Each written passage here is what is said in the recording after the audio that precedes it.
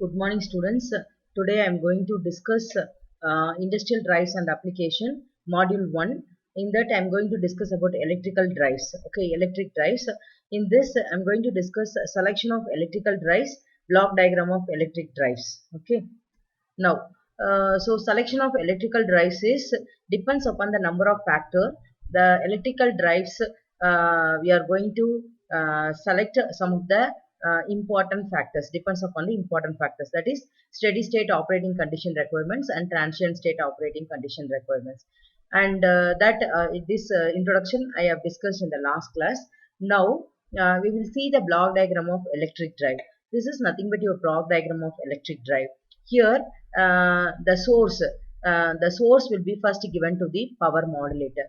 This power modulator plays a major role here because the power modulator will modulate the power according to the load requirements. Okay, the power modulator modulate the output to motor according to the load requirement, because the load will be completely sensed by the sensing unit, and that output will be given to the control unit. Okay, so here by using sensing unit we are going to measure the speed of the load, position of the load, and then current, voltage. All the parameters will be sensed by using sensing unit, and then it is given to the control unit, and now the control unit will send the signal to the power modulator. So according to the requirements of your load, the power modulator will be generated output to control the motor. Okay, now we will see one by one: source, power modulator, what type of motor we are using, and sensing unit, control unit.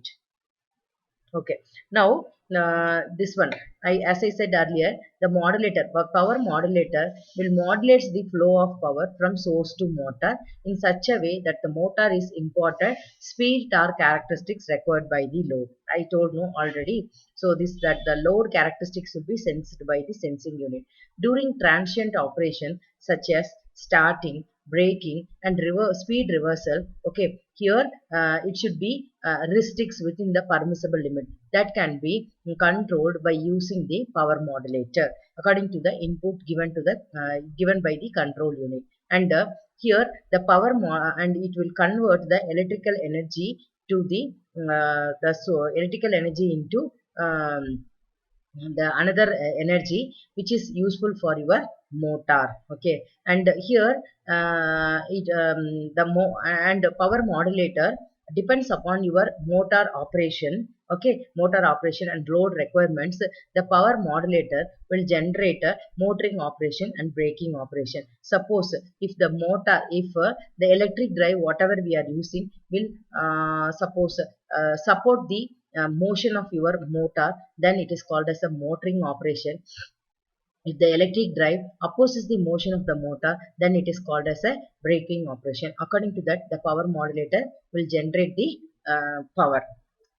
Now, there are different types of power modulator. One is controlled rectifier. Rectifier means nothing but it is AC to DC. Controlled rectifier means here we are going to use a thyristor in order to control the output.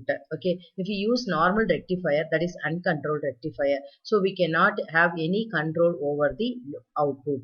Next, inverter. Inverter means DC to AC. Next, AC voltage controller. AC voltage controller means the variable voltage will be converted into this one constant voltage.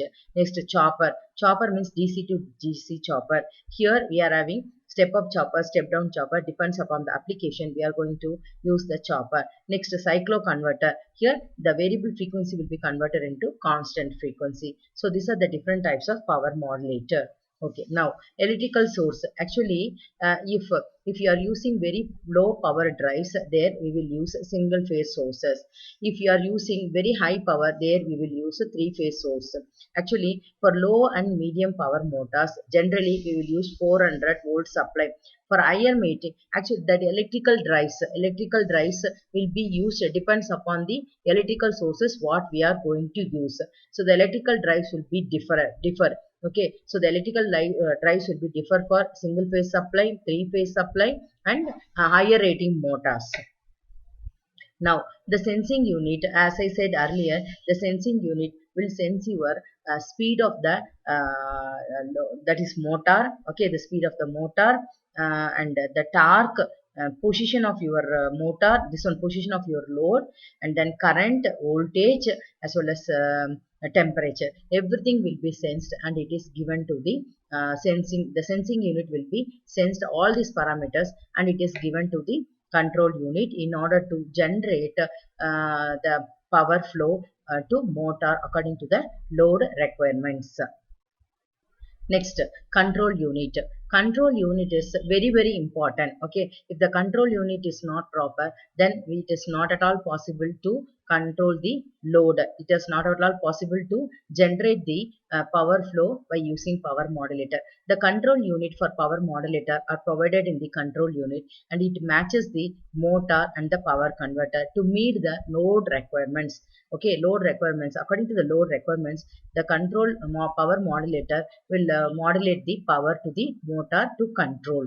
Okay, now the electrical drives are classified into two. One is AC drive, another one is DC drive. The main classification of electrical drive is DC drive, AC drive. Whenever DC motor is used, the DC drive will be implemented. Whenever AC motor is used, the AC drive will be used. Okay, this is very, very important. Here the DC drive, so and both this the AC drive and DC drive, the prime mover is very, very important. I already said that prime mover means it will take source from the source of energy, it will take energy from the source of energy and it will provide the energy to the load. Okay, DC drives, generally if you use DC motor, the DC drive will be used. Wherever DC drives will be used means in DC traction, then in DC motor, the application of DC drive is very huge. And here, here also I have discussed the difference between DC drive and AC drive.